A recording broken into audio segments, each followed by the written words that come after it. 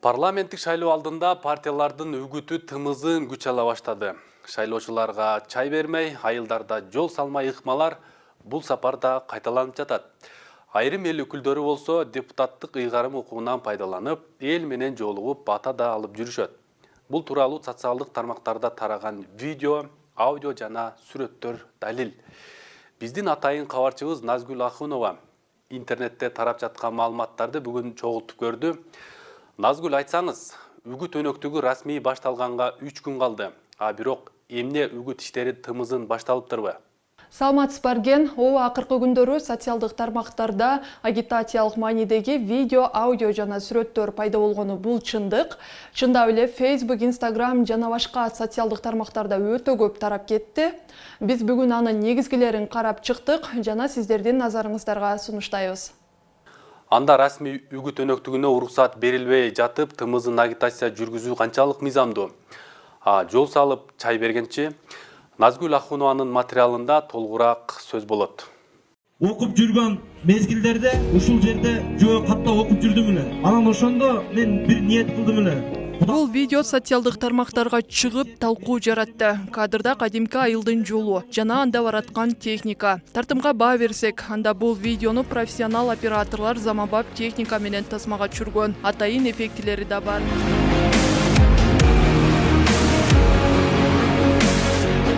Кара Суу районунун Мамажан айылынын тургундары үчүн бул чоң жаңылык. Бирок бул өмүр оңдолбогон жолду мамлекет эмес, ушул жердин тургуну. Ошол эле учурда Мекеним Кыргызстан саясий партиясынан жогорку кеңешке аттанып жаткан Алишер Козуев аттуу жаран өз эсебинен асфальт басып берген. Албетте, партиянын катарында бараткан талапкер, ишкер катары айылдагы көйгөйдү чечтим дегени менен мунун артында башка кеп турганы баарына айдан ачык. Бирок өз каражатынан жол салып берген Алишер Козуев муну шайлоого байланышы жок дейт.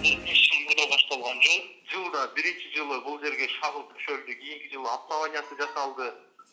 Быйылкы жылы жаз айларында асфальт иштери башталган, карантин пандемияга байланыштуу токтоп калган. Кече пандемия бир аз жеңилдегенден кийин уже буюрса ушул күнгө бүттү. Бунун шайлоого эч кандай тиешеси жок. Бул менин өзүмдүн жеке 5 жылдык программамдагы айыл үчүн, мекеним үчүн, жерим үчүн кылган өзүнүн салымы. Шайлоого эч кандай тиешеси жок. Кандидаттын сөзүнө таянсак, 2 чакырым жолду куруу үчүн 5 жыл убакыт жана 13 миллион сом кеткен. Логикасына карай турган болсок, 5 жыл аралыгында бул жолго долбоор түзүлүп, шагыл төшөлүптүр. Ал эми асфальт төшөө иштери жана шаан шөкөт менен элге тапшыруу шайлоо башталарына аз калганда өткөрүлгөнү кызык.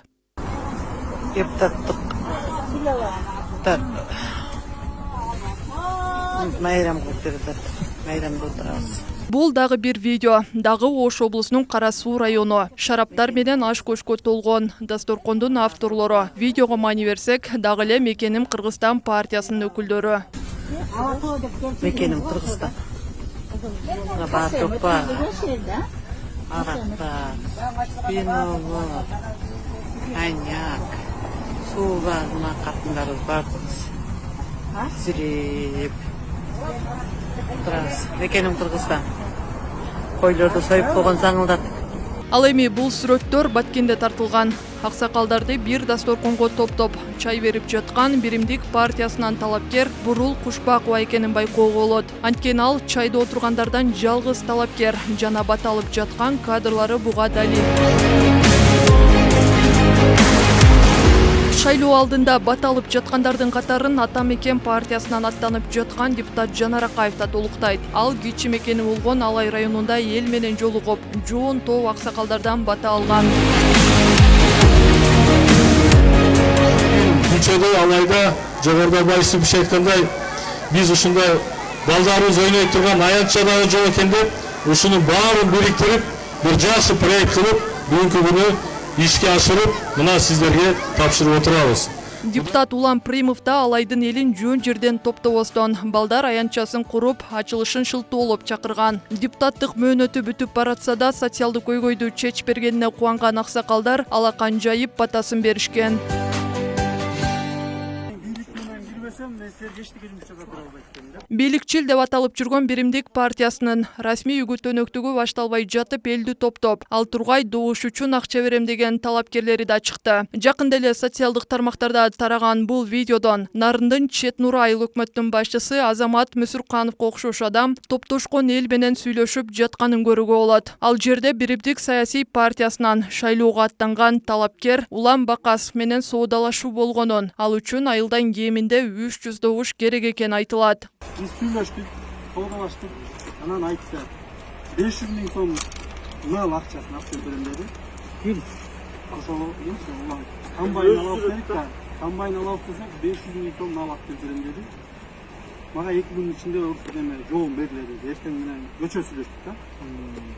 500 000 нал алып келсем 300 кишиден кем эмес салып бер деди. Бол силерден башка эчтеке керек экен. Видеонун биринде айыл тургундары дептерге аты жөнүн жазып, кол коюп жатканы тартылган. Учурда Борш айкомдун жумушчу тобу аталган тасманын чоо жайын иликтөөгө киришти. Бүгүн Биримдик саясий партиясынын 4-чү съезди болуп өттү. Бирок эң эле кенебеси дагы эле Биримдик партиясы экенине бүт Кыргызстан ынанды. Өткөн аптада салык төлөөчүлөрдүн эсебинен иштеп жаткан коомдук биринчи каналдын эфиринде мынандай жаңылык чыкты. Серепчилер буга чейин Кыргызстанда терең идеологиялык платформасы бар саясий күч болбогонун ырасташууда. Партиянын идеясы Евразиялык социалдык демократия, максаты социалдык адилеттүүлүктү камсыз кылуу. Кыргызстанда парламенттик шайлоого расмий үгүттөнөктүгү 4-сентябрда башталат. Ага чейин тымызын үгүттөгөн Мекеним Кыргызстан деп аталган ыруу үчүн ырчы Бек Борбеев айыпка жыгылды. Анткени августта тараган видеоклипте 4-октябрдагы парламенттик шайлоого катышууга камынган Мекеним Кыргызстан саясий партиясынын эң белгиси бир канча жолу көрсөтүлгөнү коомчулукта үгүт катары сындала баштаган. Назгүл Ахунова, Нургазы Жалалдин уулу, ТМЖ жаңылыктары. Биз бул материалга өзүнүн баасын берүү үчүн экспертке кайрылганбыз. Атырайым. Талапкерлер шайлоо баштала электе чай уштуруп, жол салып бергени канчалык мыйзамдуу? Анан депутаттар эл менен жолукканычы? Мындай шайлоо мыйзамдарына так жазылган. Шайлоо өнөктүгү башталгандан баштап, президенттин жарлыгы чыккан 2-июлдан баштап шайлоонун жыйынтыктары расмий чыкканга чейин, Борш айком чыгарганга чейинчи, шайлоо бүттү, жумурканып калган айтканга чейин расмий жыйынтыкта кайсы бир саясий партия талапкери, азыркы жергиликтүү кеңештин же жогорку кеңештин депутаты же алардын жакындары, саясий партия, алардын өкүлдөрү, ишенимдүү адамдары, байкоочулары, агитаторлору жыйынтык болбосун, элге бекер кызмат көрсөтүүдөн, элге бекер тамак аш таркатуудан, сый тамак берүүдөн, кандайдыр бир белек кылуудан баш тартыш керек. Мунун баардыгы добуш сатып алуу деп аталат. Бул эгерде такталып, эгерде факт боюнча такталып чыгып далилденсе, анда саясий партия шайлоодон четтетилет. Бул деген анткени ошол добуш берүүнүн шайлоонун жыйынтыктарын одоно бузууга болгон иш-аракет. Андан сырткары, эгерде ушундай иш-аракеттерге добуш сатып алуу боюнча кылмыш жаза кодексинде дагы жоопкерчилик көрсөтүлгөн, эркинен ажыратууга чейин. Рахмат. Маселен, Нарын облусунда талапкерлердин бири добуш сатып алууда деген видео тарады. Анын мыйзамдуулугун БШК карап жатабы? Мен бул маалыматты кечээ мага ушул делен соц тармактардан менде кошо белгилеп жазышкан экен, жарыялашкан экен да. Анан кечээ көрүп, бизде атайын Борбордук шайлоо комиссиясында укук коргоо органдары менен бирдикте ыкчам чара көрүүчү жумушчу топ түзүлгөн. Жумушчу топ укук коргоо органдары өзүнүн макамы алкагында баа бериш керек. Административдик ресурс, анан добуштарды сатып алууга иш-аракет болгон болбогонун ага жараша, эгерде административдик ресурсту такташта анда жумуштан бошотуш керек, анан айыппул салыш керек. Эгерде жумуштарды сатып алууга аракетти табышта, анда ага жараша дагы айыппул, андан кийин эркинен ажыратуу боюнча дагы жоопкерчилик каралган. Бул жоопкерчиликти укук коргоо органдары иликтеп жоопкерчиликке тартыш керек да. 5 күндүк мөөнөттөн кечиктирилбей. Борбордук шайлоо комиссиясы болсо, ошол талапкер, чындап эле талапкер катары эмеге БШК берилбегендигин, андан кийин ошол партияга тиешеси бар жоктугун аныктап, талапкердин өзүн же партияны кошо шайлоодон четтетиш керек.